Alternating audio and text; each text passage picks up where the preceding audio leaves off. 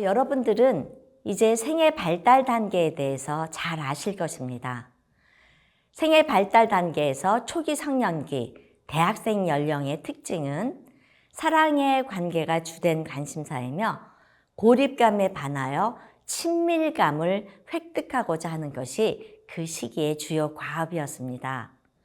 그리고 또한 20세 이상은 자아수용, 즉 self-acceptance, 이 자아수용감이 증대되는 시기고요. 다른 사람들에 대한 관심이 높아지고 또 세계에 대한 미래지향적인 관점이 증대되는 시기로 여러분들이 이해하시면 되겠습니다. 그래서 이 연령이 되면 나뿐만 아니라 다른 사람들에 대해서 굉장히 관심을 많이 갖게 되고요. 그리고 내가 속한 지역사회뿐만 아니라 세계에 대해서 미래지향적인 관점이 증대되므로 세계사에도 관심을 많이 갖게 되죠. 초기 성년기 하면 고립감에 반해서 친밀감이 잘 구축되었는지, 내 자신의 자아수용감이나 자아감, sense of self, 이것이 잘 증대되었는지, 다른 사람들에 대한 관심이 잘 표현되고 있는지, 미래지향적인 관점이 증대되어 있는지, 이런 것들에 기반해서 잘 안 되어 있다면 상실감을 느끼게 되겠죠. 한편으로 여러분들에게 새로운 개념을 하나 소개해주고 싶습니다. 모호한 상실이라는 건데요. ambiguous loss. 말 그대로 이 모호한 상실은 있는데 그게 모호하다는 얘기예요. 자, 그러면 여러분들이 이 모호한 상실은 두 가지로 느낄 수 있어요. 하나는 나는 상실감을 막 느끼는데 상실의 대상이 없어요. 또 하나는 상실의 대상은 있는데 내가 상실감을 제대로 느끼지 못해요.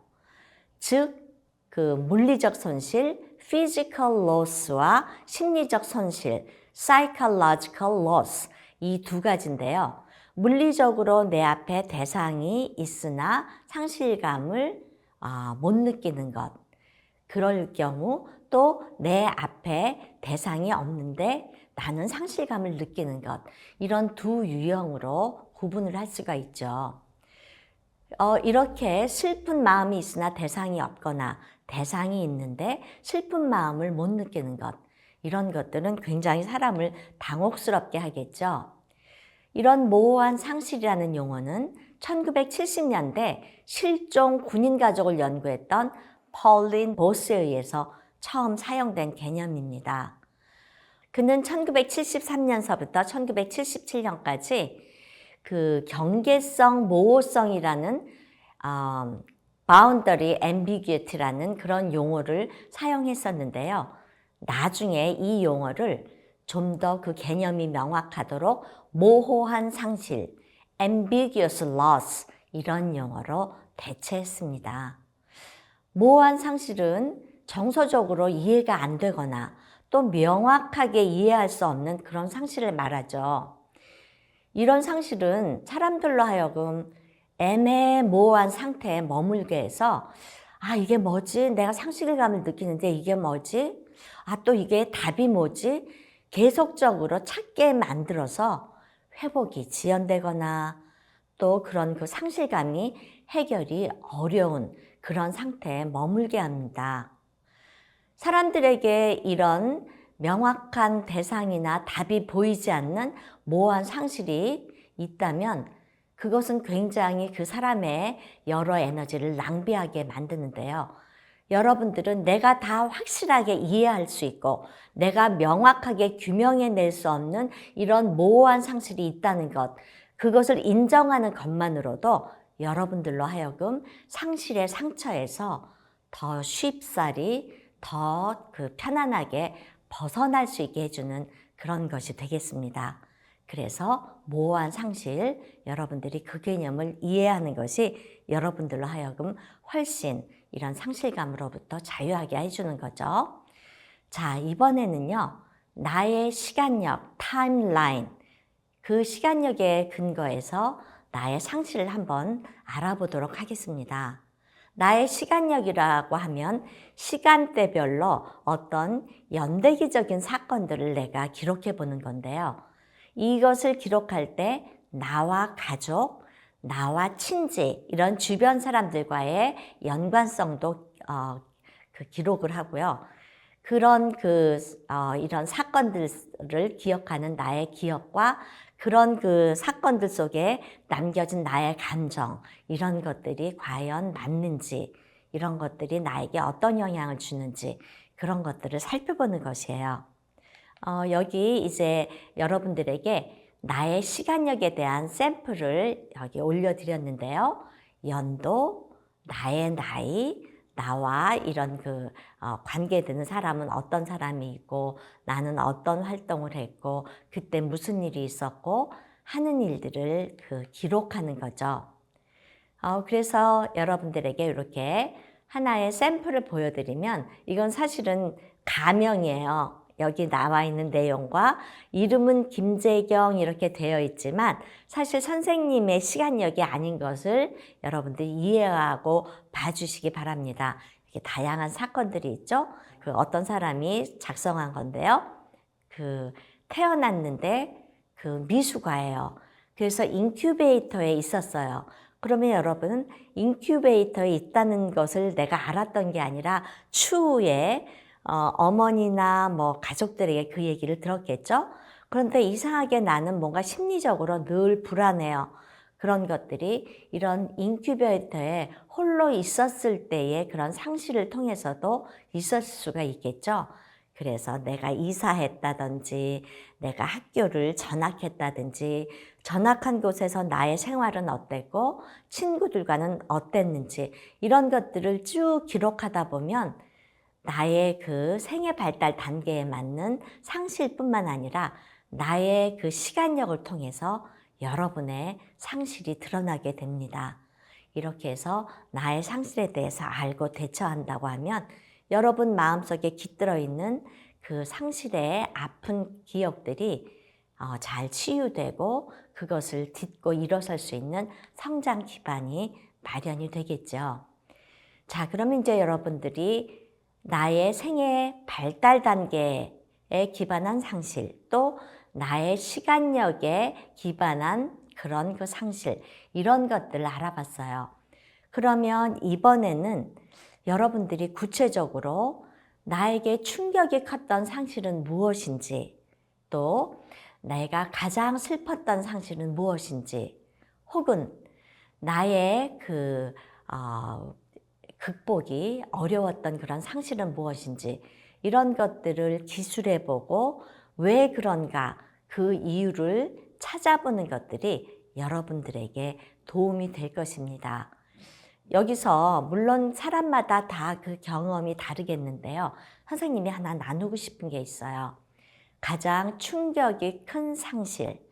이것은 지금 여기 화면에서는 지금 사람이 아닌 그런 다른 대상물에 대한 상실인데요. 선생님은 어렸을 때 아버지께서 군인이셔서 이사를 많이 다녔어요. 이사를 하면 어떻게 될까요? 새로운 환경에 놓이게 되고 새로운 친구를 만나게 되고 그러다 보니까 친해질 때까지 시간이 많이 걸리고 늘 좀 외롭고 또 이렇게 적응하는데 힘든 시간들을 보내게 되겠죠. 그래서였는지 어린 시절에 아버님께서 강아지를 한 마리 사주셨어요. 그래서 치와와였었는데 크기가 굉장히 작죠. 그 치와와하고 저하고 가장 베프, 우리가 베스트 프렌이라고 말하죠. 그런 친구가 돼서 이 강아지도 저를 제일 좋아했고 저는 막 이사 다니고 했었던 그런 좀 소외되고 외로움 속에서 이 강아지가 저에게 정말 좋은 친구였었어요. 그런데 그 강아지와 잘 지내고 그 강아지로 인해서 많이 웃고 많이 외로움들을 달래고 했었는데 어느 날 제가 학교에서 돌아왔는데 그 치와와가 없는 거예요. 어머니께 이 치와와 어디 갔어요? 했더니 어머님이 머뭇머뭇하세요. 뭔가 일이 있었던 거죠. 그러시더니 저에게 하시는 말씀이 아, 얘가 집을 나갔는데 안 돌아온다. 이렇게 말씀을 하시는 거예요. 한번 생각해 보세요. 이사 가고 외롭고 힘든 시간에 나의 베스트 프렌이 나를 버리고 떠나서 안 돌아오는 거예요. 이거는 배신이죠. 배신도 어마무시한 배신이죠. 선생님은 다 표현하지는 못했지만 정말 충격이 컸고 매일매일 학교 돌아와서 그 강아지 이름이 해피였는데 해피 왔어요? 해피 왔어요? 그 다음 날도 또 그 다음 날도 계속 그 강아지를 찾았습니다. 그런데 알고 봤더니 그 돌아오지 않던 강아지는 돌아올 수가 없었던 거예요. 진실인즉슨 이 강아지 해피가 밖에 나가서 까불다가 큰 강아지한테 물려서 사실은 그냥 그 생명을 마감한 거예요. 근데 부모님이 제가 얼마나 그 강아지를 좋아하고 그 강아지와 그 유대관계가 긴밀한지 알기 때문에 거짓말을 하신 거죠. 그 강아지가 죽었다 그러면 충격이 클까봐 그 강아지가 집을 나가서 안 돌아온다고 한 거예요. 근데 생각해 보세요. 저는 그 강아지가 나를 두고 집을 떠났기 때문에 언젠가는 돌아온다는 그런 기대를 가지고 계속 기다렸을 거 아니에요. 계속 기다리면서 안 돌아오는 그 강아지 때문에 제가 겪었던 상실감은 이루 말할 수가 없어요. 그 강아지가 제가 돌아오면 너무 좋아해서 방을 좌우로 가로 막 뛰면서 너무 깊어서 뛰다가 넘어져서 머리를 콩 박으면 빙그르르 도는 모습까지 제 눈에는 선연한데 이 강아지가 나를 배신하고 떠나서 안 돌아온다? 이거는 말할 수 없는 정말 큰 충격이었죠.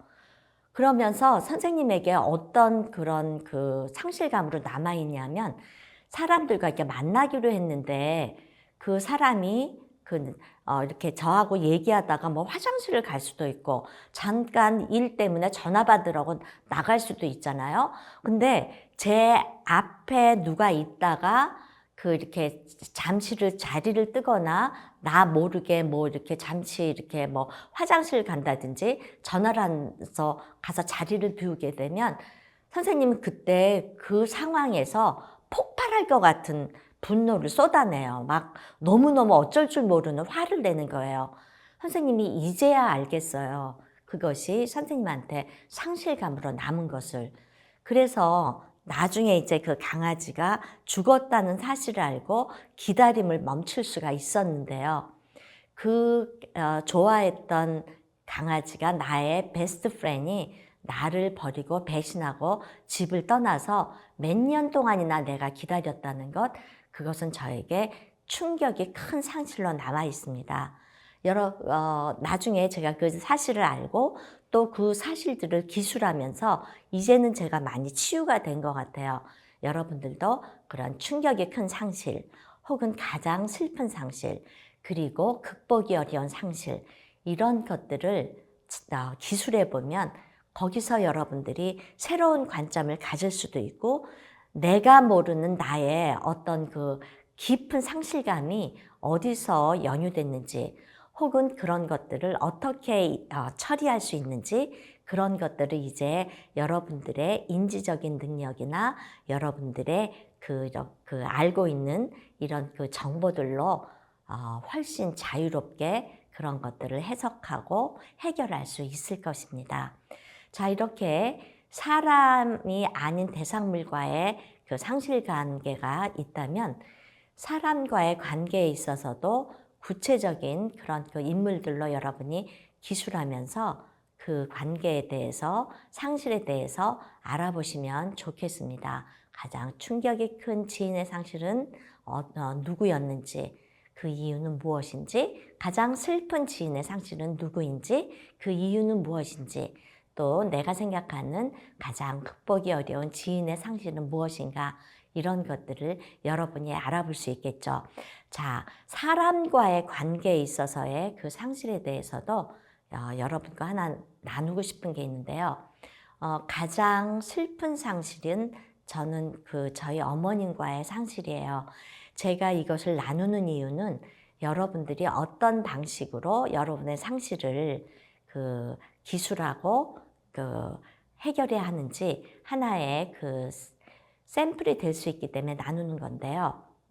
사실 저희 어머님은 저하고 어머님의 마지막을 이렇게 만나지 못하고 헤어지게 됐어요. 아직도 사실 어머님의 그 세상 떠나심을 생각하면 가슴이 먹먹한데요. 코로나 시대여서 어머님이 이렇게 복수가 차고 간이 안 좋아지고 심하게 편찮으셨는데 만나뵐 수가 없었어요. 한 사람이 들어가서 그 어머님을 간호할 수밖에 없었는데 큰언니가 들어갔는데 큰언니가 다시 나올 수도 없는 그런 폐쇄된 그런 시스템에서 언니가 계속 엄마를 간호했고, 저희는 언니가 때때로 보여주는 페이스북의 엄마의 모습으로 엄마를 만날 수밖에 없었는데요. 저는 엄마의 둘째 딸이었는데 어머님이 저에 대해서 언니와 제가 함께 자랄 때 둘째 딸이라고 언니의 옷만 물려받는 것이 마음이 아프다고 똑같이 옷을 만들어 주시고 어머님으로서 참 극진한 사랑을 베풀어 주셨어요. 그런데 어머님이 또 제가 사는 지역이 떨어져 있어서 제가 평소에 어머니를 많이 볼 수가 없었고, 특별히 어머님의 마지막에 그 고통스러운 순간에 제가 딸로서 해드린 것이 없다는 것 때문에 제가 굉장히 어머님의 세상 떠나심을 생각할 때마다 극복이 잘 안 될 정도로 슬픈 그런 상실감을 맛봅니다. 그러나 감사했던 것은 어머님이 편찮아서 거기 계시는 동안에 어머니와 페이스북으로 제가 마지막 말을 할 수가 있었어요.